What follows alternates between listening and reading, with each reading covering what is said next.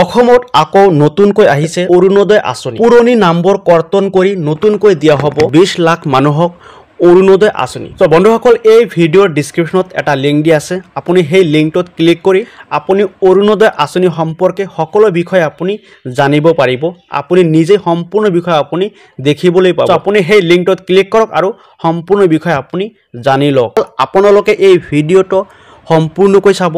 নতুন আৰু পুৰণা সকলো মানুহেই এইবাৰ নতুনকৈ আবেদন কৰিব লাগিব। যিসকলৰ নামত অৰুণোদয় আঁচনি আছে তেওঁলোকেও আবেদন কৰিব লাগিব। যিসকলৰ নামত অৰুণোদয় আঁচনি নাই, নতুনকৈ আবেদন কৰিব বিচাৰিছে, তেওঁলোকেও কিন্তু এইবাৰ আবেদন কৰিব লাগিব। সো সম্পূৰ্ণ বিষয় আজি আপোনাক জনাম।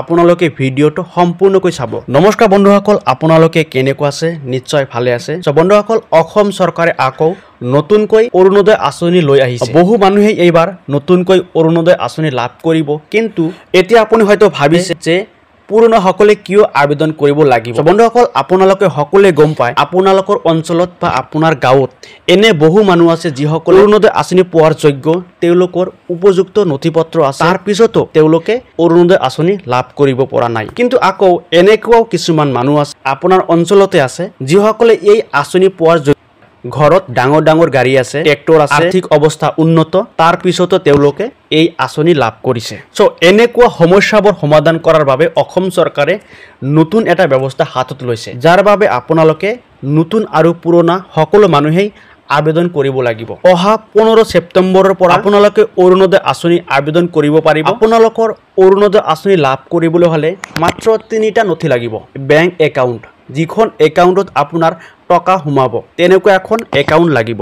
দ্বিতীয়তে লাগিব আপোনাৰ ৰেশন কাৰ্ড। তৃতীয়তে লাগিব আপোনাৰ এখন আধাৰ কাৰ্ড। সো বন্ধুসকল, এইখিনি ডকুমেণ্ট থাকিলে আপুনি এখন অৰুণোদয় আঁচনি লাভ কৰিব পাৰিব। কিন্তু আপোনাৰ ৰেশন কাৰ্ডটো আপোনাৰ আধাৰ কাৰ্ডৰ লগত লিংক থাকিব লাগিব। যদি আপোনাৰ ৰেশন কাৰ্ডটো আপোনাৰ আধাৰ কাৰ্ডৰ লগত লিংক নাথাকে তেনেহ'লে কিন্তু আপুনি অৰুণোদয় আঁচনি লাভ কৰিব নোৱাৰিব। পুৰণা মানুহবোৰ আবেদন কৰা এটাই কাৰণ হ'ল আপুনি যি সময়ত অৰুণোদয় আঁচনি আবেদন কৰিছিলে হয়তো সেই সময়ত আপুনি দুখী আছিলে, আপোনাৰ আৰ্থিক অৱস্থা দুৰ্বল আছিল, আপোনাৰ ঘৰত এনেকুৱা আৰ্থিক অৱস্থা ভাল নাছিল, সেই সময়ত আপুনি অৰুণোদয় আঁচনি লাভ কৰিছে। কিন্তু সময়ৰ পৰিৱৰ্তনৰ লগে লগে আপোনাৰ গাঁৱত বা আপোনাৰ সমাজত এনে বহু মানুহ আছে, বহু ঘৰত চৰকাৰী চাকৰি হৈছে, ডাঙৰ ডাঙৰ গাড়ী কিনিছে, আৰ্থিক অৱস্থা উন্নত হৈছে।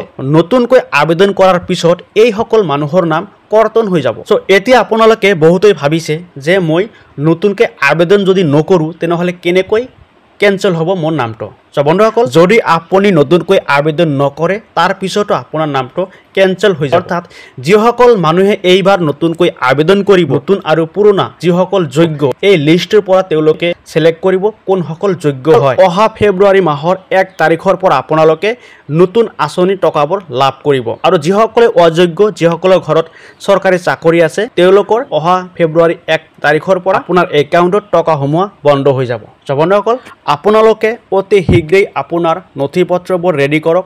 আপুনি 15 ছেপ্টেম্বৰৰ পৰা আপুনি অৰুণোদয় আঁচনি আবেদন কৰিব পাৰিব। এনেকুৱা খবৰ, আপুনি এনেকুৱা চৰকাৰী নতুন নতুন আঁচনিৰ খবৰ আপুনি সকলো মানুহৰ আগত লাভ কৰিবলৈ আপোনালোকে মোৰ চেনেলটো ছাবস্ক্ৰাইব কৰি এক্টিভ হৈ থাকিব।